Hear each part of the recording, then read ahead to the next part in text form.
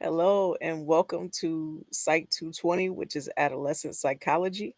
I'm your instructor, Tanisha Stewart. What I'm going to do is I'm going to share my screen and then do a brief introduction to the course to show you like how things are structured, show you how it's all set up. All right, so I'm sharing my screen. You should be able to see the welcome page, which when you open up our course, this should be the first page that you see is the welcome page.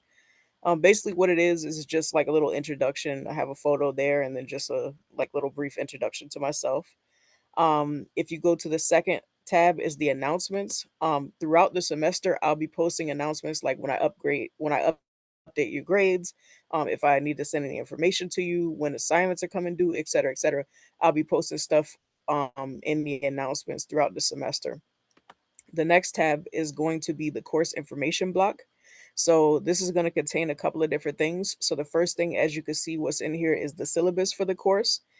Make sure you read it is in its entirety, see what the assignments are all about, what's going to be required of you. But I'm about to explain all that right now.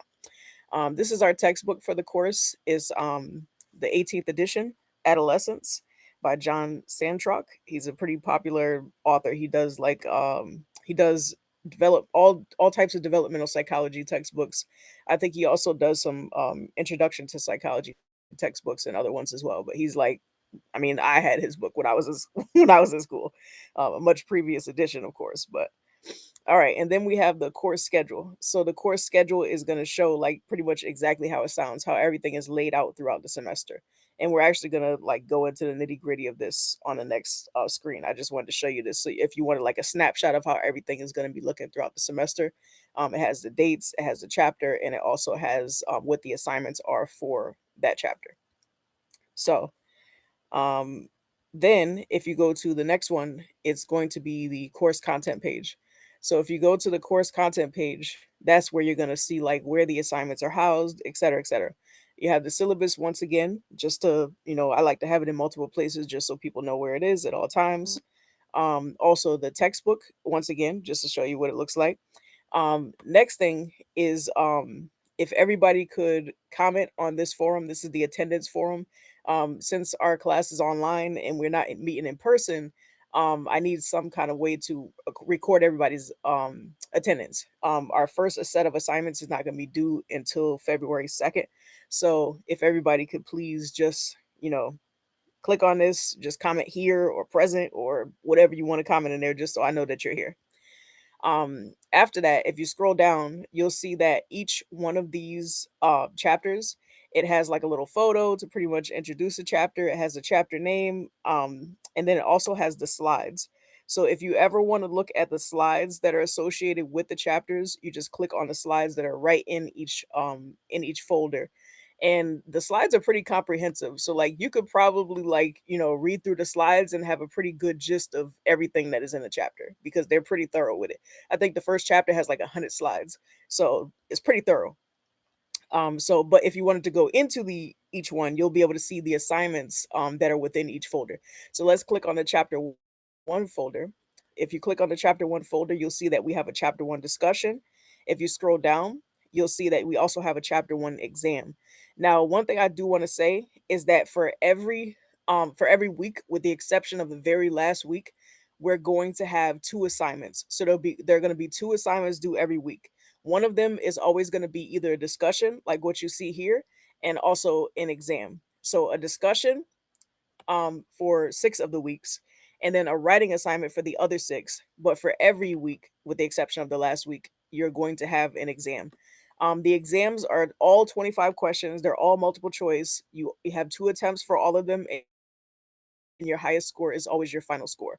So we have one each week pretty much, but they're all the same exact format. All multiple choice, all 25 questions, multiple attempts, all that good stuff. For each one of the discussions, they're each going to have their own separate question to them. So this one right here is talking about different theorists that are associated with developmental psychology when it comes to adolescence. So you're going to look at psychoanalytic theory, behavioral theory, cognitive theory, and ecological theory. If you've taken any psychology classes before, you might be familiar with these terms, but if not, chapter one will definitely bring you up to date with these. And if you have any questions about any of these, feel free to email me at any time as well. So you're gonna follow the instructions, submit your initial post, and then reply to at least one classmate. Now I know that different professors do it differently in terms of like how long it should be, et cetera, et cetera. For me, the length of what you write is not as important as the content of what you're writing. So if what you're writing is quality, and I could clearly see that you have put like meaningful thought, critical thought into it in your initial post as well as your reply. So like if I see that you have clearly like went into depth with what you're saying, for your post to the response as well as your reply to your classmate. So a reply to a classmate can't just be like, great job, thumbs up. It has to be like you have to actually reflect upon what the person said. And there's guidelines for it. So there's rubrics for each one of these. So if you ever want to look at the rubric for the assignments, you'll be able to see like exactly what I'm looking for in terms of like how to get full credit for it.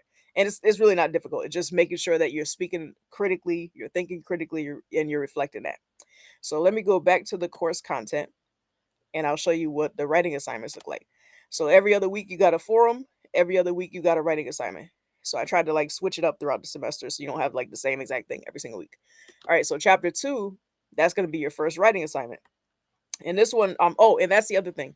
With the writing assignments, there's gonna be like questions, there's gonna be all different types of each one has its own separate thing to it that you would have to write to. But for the writing assignments, I also provide the option where if you don't want to write, you have the option to also just post a video or audio response. So you can either make a video answering whatever questions were in the writing assignment, or you could just do audio answering whatever the questions were in the writing assignment. So if you don't feel like writing, just do that. And you could switch up how you do it as well. So like let's say that next week you don't feel like writing, you feel like doing a video. You could do the video. Let's say the next time around you feel like writing, you could do the writing that time. And then the time after that, let's say you feel like doing audio. You could switch it up. You could do the same exact thing every single time. I don't care. I just wanted to leave it open so that, because throughout the semester, writing every single week, if you're having multiple classes, that might get like make people get a little frazzled. So I figured this is the same way to get the same information and just make it easier on everybody all around. All right. So that is how the assignments are pretty much structured. So throughout the semester, you're gonna pretty much see that same thing for chapters 1 through 12. The very last chapter is where you're gonna see a difference. So chapter 13 is the very last chapter. In chapter 13, you're not going to see any exams, you're not going to see any writing assignments, you're not going to see any discussions. You're only going to have one thing in this chapter. And what it is it's basically like a cumulative assignment where you are just picking one issue that adolescents suffer from. And by the end of the semester, you should know at least one thing that they suffer from, hopefully. So, just in case you don't know any of the things that adolescents deal with, I have a list of 20 different things here. Now, you don't have to choose one of these. These are just like ideas right here. But if you want to choose one of these, you can. But if you want to, like, if you already had something else in the back of your mind, you could choose something else as long as it pertains to adolescence. I really don't care what you choose as long as it's something that is pertaining to adolescence, like people in their teen years, people going through puberty, all of that.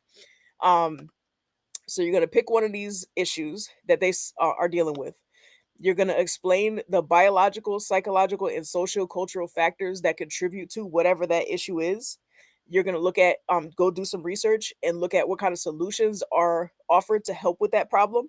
Talk about whether or not you believe the solutions that are out there are effective, why or why not, and also how could they be made more effective. So like what could be done to help even more for the adolescents who are dealing with this. When you find your solutions have to come from research, so either the textbook or outside research. If you choose a textbook, make sure you list the chapter and the section number. If you do something from outside research, make sure you post a link to whatever it is that you got it from. If you choose a scholarly article, it has to be in APA format, just so I know like exactly where you got it from, et cetera, et cetera. This must be done in a presentation format. So you can do it in PowerPoint, you could do a Google Doc, you could do Canva, Prezi, whatever other avenue there is. Whatever avenue you choose, you just have to make sure that it's either video or audio recorded, and make sure that your slides are visible for whatever option you choose. So video, audio, however you want to do it, just make sure I can see your slides clearly and visibly while you're doing whatever it is that you're doing. Um, as far as the length, just like with the other stuff, I don't really care about the length. I put 5 to 7 minutes here as a guideline, But if you finish everything in 3 minutes and everything you said was thorough, you answered everything completely, then hey, I don't care. You answered all the questions. You did what you were supposed to do. If you go a little bit over, like let's say you go 7, 8, 9 minutes or whatever, and that's just the time that you needed to get everything out, that's fine with me as well. That don't be going like no 20 minutes now. But if you go like, keep it around 5 to 7 minutes. But if you go less, if you go no, if you go more, you're not gonna be penalized or penalized, however you want to say it. All right. So that's it, I believe. Let me just go back just to make sure.